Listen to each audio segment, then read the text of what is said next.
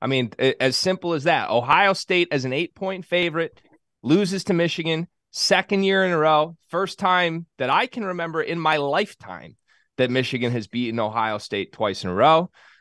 Michigan looks very likely to head back to the college football playoff for the second straight season.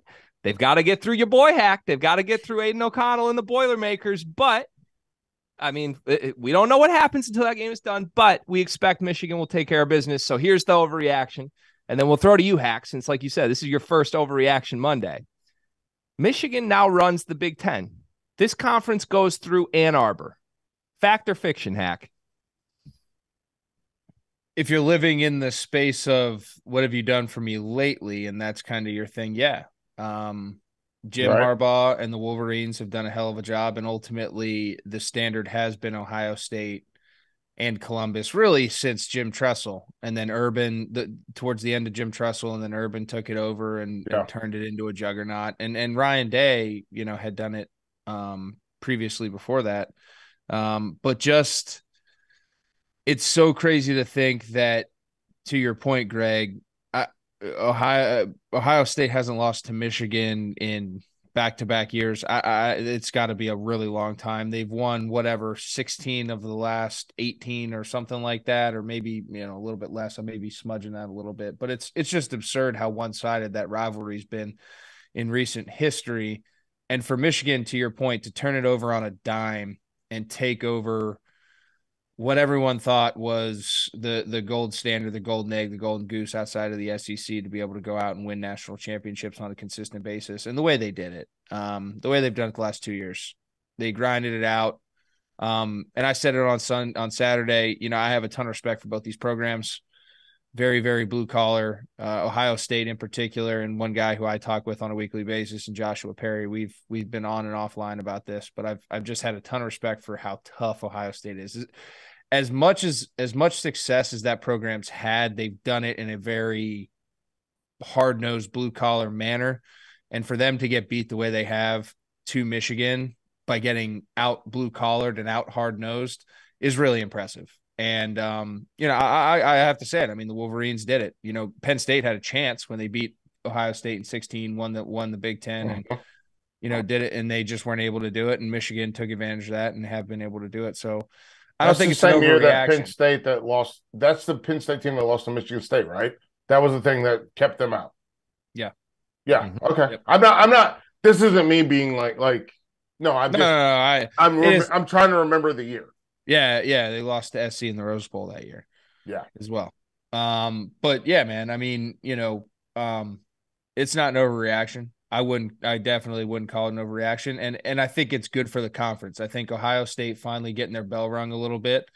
You're going to see what they're made of. You're going to see what this entire,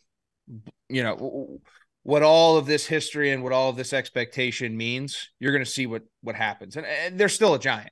They still are. You can't argue it the way they've played all year.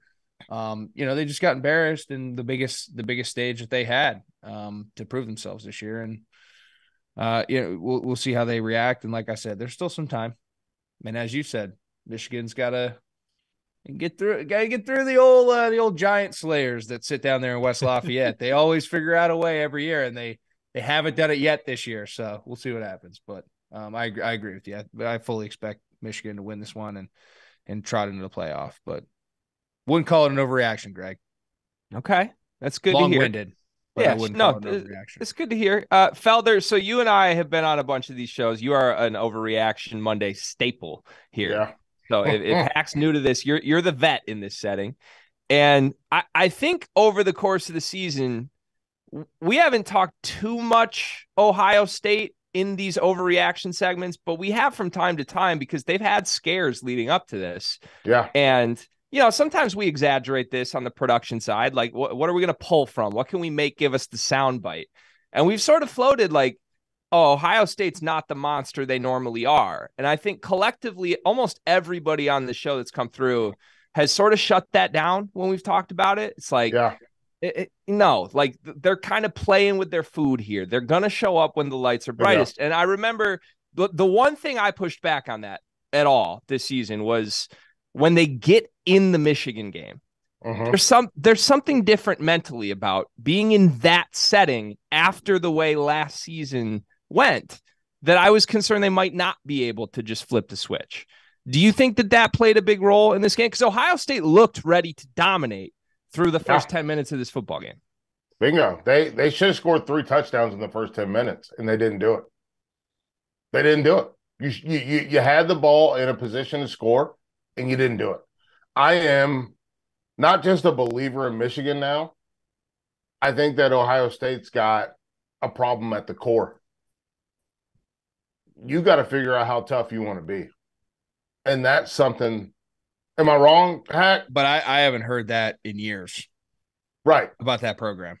We haven't That's the craziest damn thing ever. I mean, playing them, right. You knew what you were getting. Sure. You knew what you were getting. But you watched it on Saturday, and what'd you see?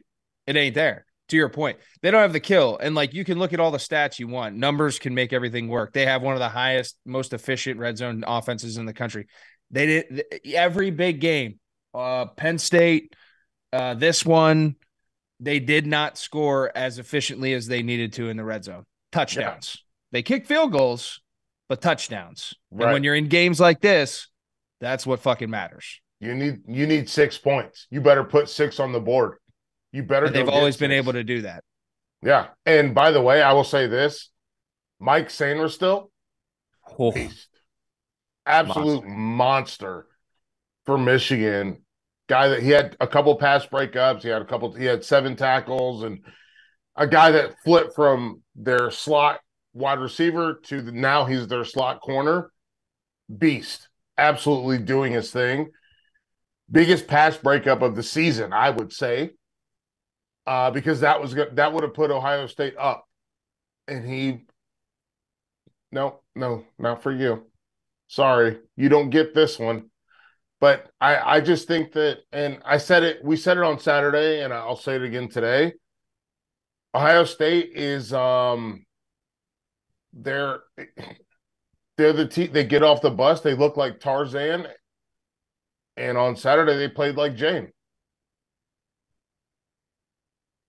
Brutal for the Ohio State fans who might be listening to this, but accurate. I mean, I don't know how you watch how it played out and call it anything else. So final question on Michigan, Ohio State, because I don't want to take up the whole show. I think we generally could talk like 35 minutes on this, though.